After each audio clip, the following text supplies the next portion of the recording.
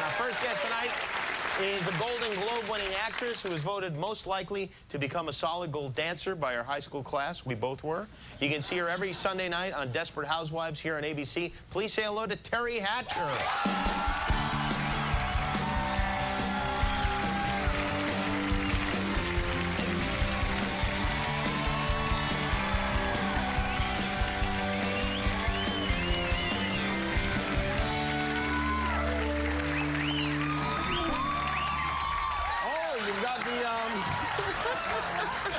You're marketing your own product. Defender, yeah. You know, I don't know what kind of people you keep in here when I'm You know what? here. That makes a lot of sense to defend your seat like that. I trust you. It's comfortable, too. But it is creepy. They're making their way out here. It's like a big thing, the bed bugs. I know. Are you worried about the bed bugs? I don't know. I am. You know, I heard that they're in movie theaters now. And really? The last time I went to a movie in Los Angeles, not that they're in Los Angeles. I mean, you hear about it more in New York.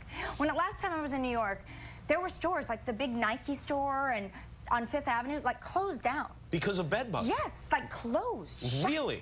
And you no shopping. They're in the movie theaters here in L.A.? No, I don't know if they're here in L.A., but I know you could that start they're a panic making here their way to movie theaters. Enough so that the last time I went to a movie, which was last week, whatever, you know, I sat down and I didn't do the seat defender. Yeah. Well, I didn't know it existed now, but I know. The great thing is that was just dry cleaning bags. You don't have to buy it. You could just, you know, dry cleaning bag. Yeah. Don't tell I'm all about recycling. Anyways. But you did actually, like, worry about it when you sat? I thought about it for a second. I sort of did this. Can I tell you something about myself? I will think about it. Not now you will. The moment one is cited in Los Angeles, oh, I'm not going to the movies again this year. Number one. But if there's one cited in L.A., I will lay in bed just imagining they're all over me. It's really, yeah. I already think that before the bed bug craze, I sometimes wake up with mysterious bites on me. I know. It's, yeah. Let's stop. Really? Oh, yeah, I know. Well, you know, I just saw that there's people in their bed right now. I know, right? Beds that are teeming with bugs, by the way. That's true. Yeah. How are you? How's everything? I'm good. I got a new haircut. You did get a new haircut. It looks nice. I like it. Thank you. Is that a major step for you? It's kind of a big deal when you're on a TV show for a long time and you sort of looking the same as I think that you should. And it's not that different. But somebody reported last week that I actually cut all my hair off, and it was because they got a shot of me. I had it back kind of in one of those low buns, and so all they saw were just these little pieces, and it looked like, wait, like that, I guess. Like that. Like I'd cut everything off. But anyway, I didn't cut everything off. But I like my new haircut. When you say you didn't do it yourself, did you? Actually, it's kind of an interesting story, and don't do this at home. You did do it yourself? So I have a couple issues going on. I have been working tremendously hard, and on top of that, I haven't been sleeping well, or at all. And the reason I haven't been sleeping is because I have something called frozen shoulder. What? Is that like frozen yogurt? It is a real thing. Frozen shoulder. It's sort of like when they told me what it was, you know, it feels like one of those like restless leg syndrome. I don't know, it feels like one of those things that you see on an infomercial and you go, that's not real. It really is extremely painful, Does it feel cold? Like your shoulder feels cold? Like it's like an extreme case of the cold shoulder? The cold shoulder. No. It's actually frozen. It doesn't move. No, it doesn't move. I can't, you know, if I go to do, okay. That's the one? See, I'm not faking that. Ow, I can't believe I just did that on television. I just heard it, yeah. So there are certain, I can do this, but I can't do that. There's certain movements. Anyways, whatever, blah, blah. Lots of pain. Can't really solve it. Apparently, this is a condition that lasts for 1 to 2 years and then miraculously goes away. You know, the doctor said to me, there's like 40% of people with certain diseases that get it, and then the other 60, which I don't have, and then the other 60% are just idiosyncratic. And I said, does that mean I'm an idiot? Is that why I have this?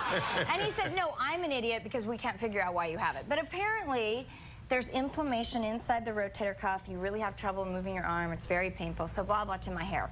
So I'm not sleeping, and I had been up. I'd taken my daughter to school, like worked a whole day, come back home, not slept, taken my daughter to school. So it was about 30 hours that I was back home.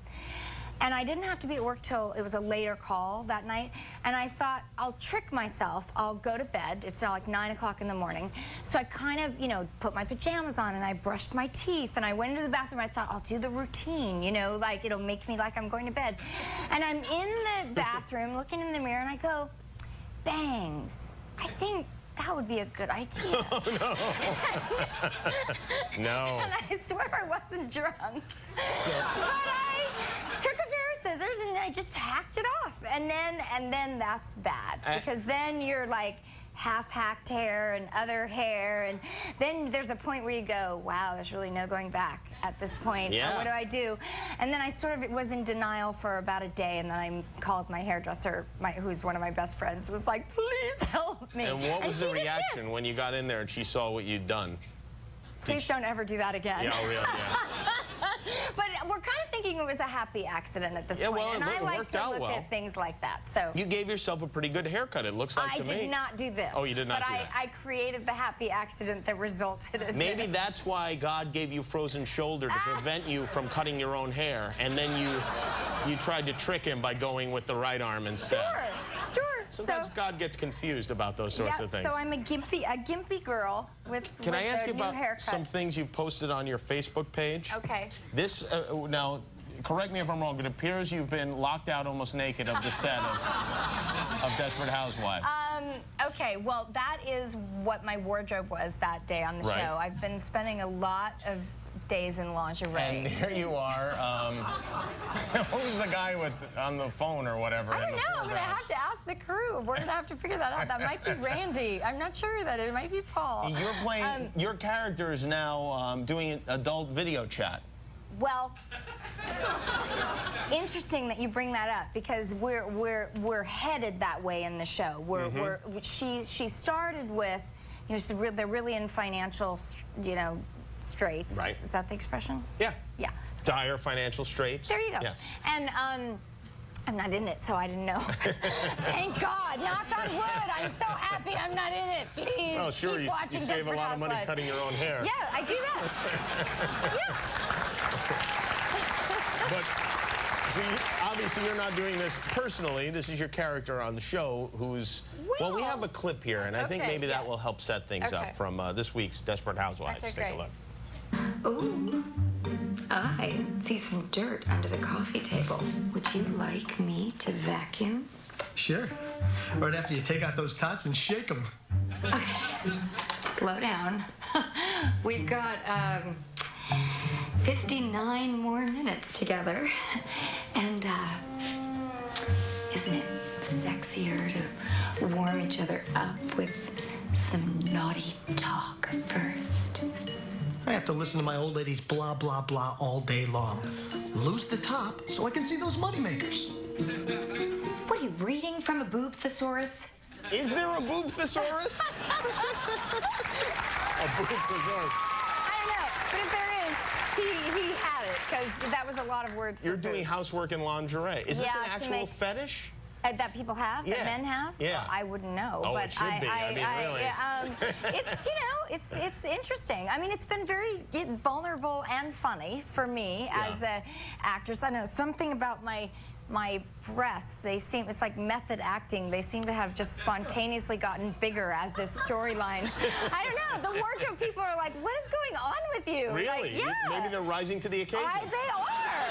That is how committed I am. You sure are. Well, it's great to see you. Thank you for coming. Teri Hatcher, everybody. Desperate Housewives, Sunday to 10 on ABC. Right back on Asif Monday.